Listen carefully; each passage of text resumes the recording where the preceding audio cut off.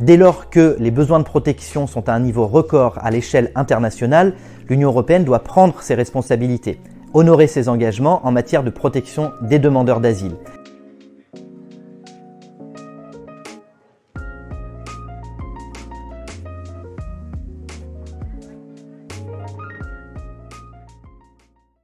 Bonjour, je m'appelle Laurent Delbos, je suis en charge du plaidoyer pour l'association Forum Réfugiés, une association qui a été créée en 1982 et qui accompagne chaque année plusieurs dizaines de milliers d'étrangers, principalement dans la mise en œuvre du droit d'asile. Je vais vous parler du droit d'asile justement à l'échelle de l'Union européenne. Le droit d'asile, c'est une compétence de l'Union européenne depuis 1999. C'est un droit qui est consacré notamment par la Charte des droits fondamentaux de l'Union européenne dans son article 18.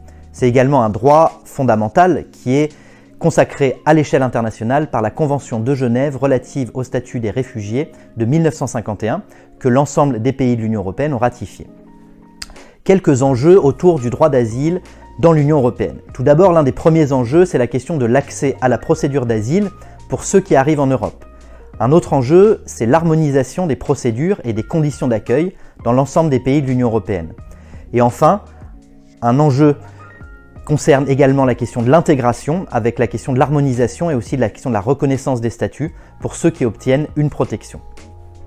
Au niveau juridique, le droit européen est assez fourni en la matière avec l'élaboration depuis plusieurs années d'un régime d'asile européen commun qui s'appuie sur plusieurs normes juridiques, notamment des directives, une directive sur la qualification qui date de 2011 qui indique aux États comment on peut qualifier quelqu'un de réfugié, une directive sur les procédures qui date de 2013, qui vient dire aux États comment on met en œuvre des procédures d'asile, une directive de la même année qui concerne les conditions d'accueil des demandeurs d'asile dans l'Union européenne, et enfin le règlement qu'on appelle le règlement Dublin, dont la dernière version date là aussi de 2013 et qui met en place des critères de responsabilité entre États membres pour l'examen des demandes d'asile. Malgré ce cadre juridique très fourni, assez complet et globalement assez protecteur, on constate des pratiques très disparates entre les pays de l'Union européenne.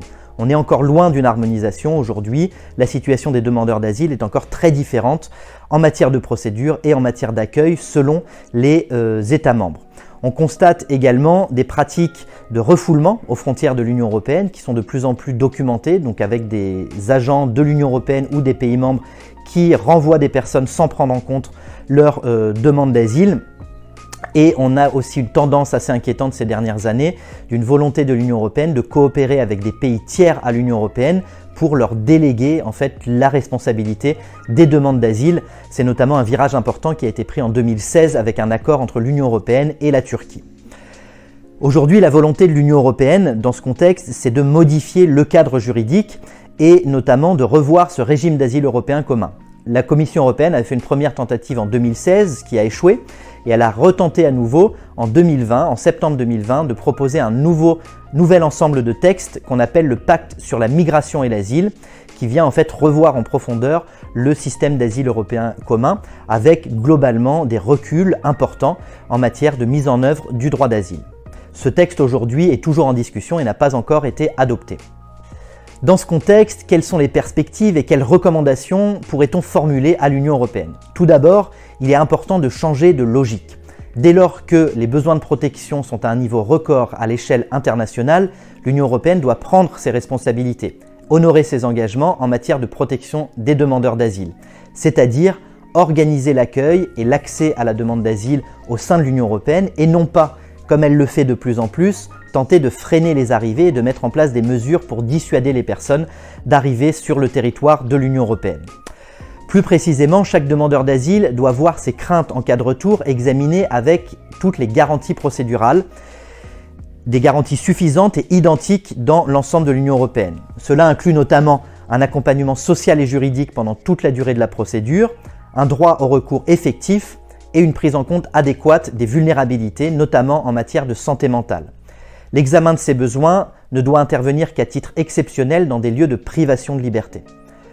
Des conditions d'accueil qui permettent un niveau de vie digne pendant toute la durée de la procédure doivent également être proposées. Pour ceux qui obtiennent une protection, les politiques nationales doivent permettre une réelle intégration en facilitant notamment l'accès à l'emploi et l'accès au logement.